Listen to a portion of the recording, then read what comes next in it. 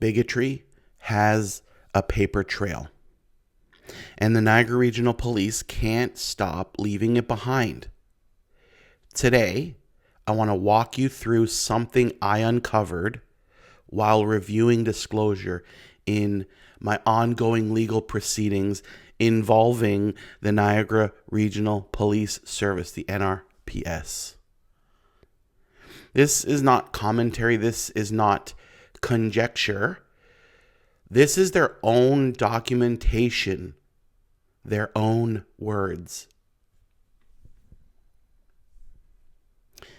While reviewing a person of interest report, I identified a remark written by NRPS officer Todd Priddle, actual name, contained in an official police document. Let's be precise about what this remark is not. It had no evidentiary value. It advanced no investigative purpose. It was not relevant to any alleged offense or inquiry. It did not make the public safer. It did not clarify facts. It did not belong in a police report. And yet it was deliberately included.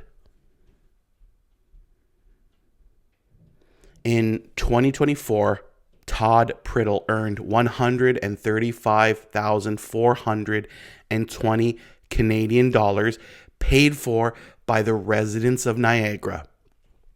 This is not an outlier salary. This is standard compensation for a rookie constable in this service. That matters because this behavior is not fringe. It is occurring within the normal, protected operation of a public institution. What that remark communicates is unmistakable, that my existence, my gender identity, my being trans is framed as an instigative. In other words, that my mere presence is treated as provocation. The implicit warning is clear. Do not be visibly trans. Do not assert your dignity or expect to be labeled as a problem. This is not neutral language. This is stigmatization embedded in official records. The only function of this remark was to demean me on the basis of my gender identity and to circulate that bias internally within the force. And that goes far beyond me. When police document contempt towards a trans person in official reports, they are sending a signal internally and structurally that queer, gay, and trans people are suspect, unreliable, or disruptive by default. This is how discriminatory assumptions become institutional memory. This is how trust is eroded. This is how communities learn that calling the police may expose them to harm rather than protection. Being trans is not an embarrassment. It is not a liability. And it is not relevant evidence. The decision to leave that remark in an official police report was intentional.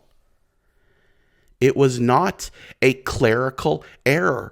It was not an ambiguous wording, and it was not a misunderstanding. It was a discriminatory act taken by an officer exercising authority, and it reflects bias captured in writing right there in black and white. And this is the critical point. This is not an isolated incident. Since 2019, the Niagara Regional Police Service has intentionally misgendered me on at least 4 separate occasions in official records and interactions.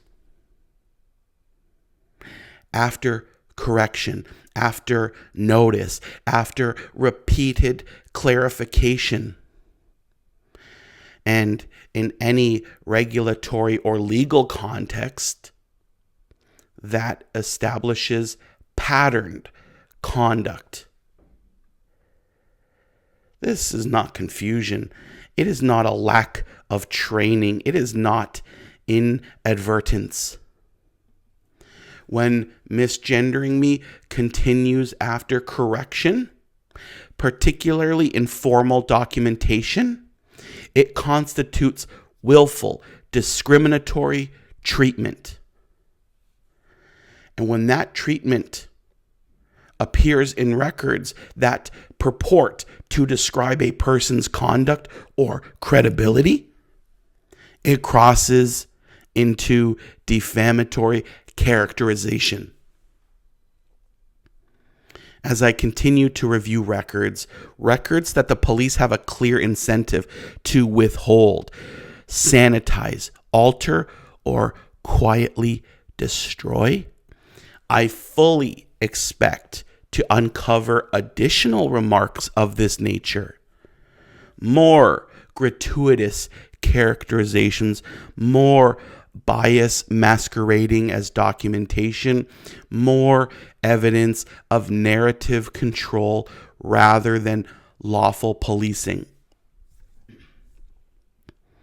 This is what institutional power looks like when it assumes it will not be meaningfully challenged.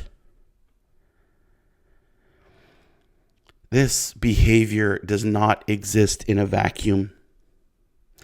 The sustained harassment I've experienced from the Niagara Regional Police Service, including the actions taken by Bill Forty, Chief of Police, and officers such as Ashley Del Duca, the author of this document, Todd Priddle, the detestable Jeffrey Inch, among others, is cumulative. It is psychologically exhausting. It is professionally damaging. And it reflects a deeper institutional failure. The Niagara Regional Police frequently gestures towards equity. They invoke the language. They highlight the unit. But their so-called equity infrastructure functions largely as a symbolic shield, a rhetorical device designed to deflect scrutiny rather than protect marginalized people. Outward compliance, internal impunity. These remarks and the pattern they form are now part of the evidentiary record in my Human Rights Tribunal complaint. They continue to generate evidence against themselves. I am simply ensuring that it is preserved. If this concerns you, and it should, don't look away. Contact the Niagara Regional Police Service. File a complaint. Demand that they explain their own words and their own records. If you are able, please consider donating or sharing my GoFundMe campaign to help me cover the ongoing legal costs of this Human Rights Tribunal process. These cases are designed to exhaust people Public support is how that strategy fails. Sharing matters. Accountability matters. Silence protects institutions, not communities. They keep documenting their bias. I keep preserving the record. The paper trail is already there. All that is left is whether people are willing to look.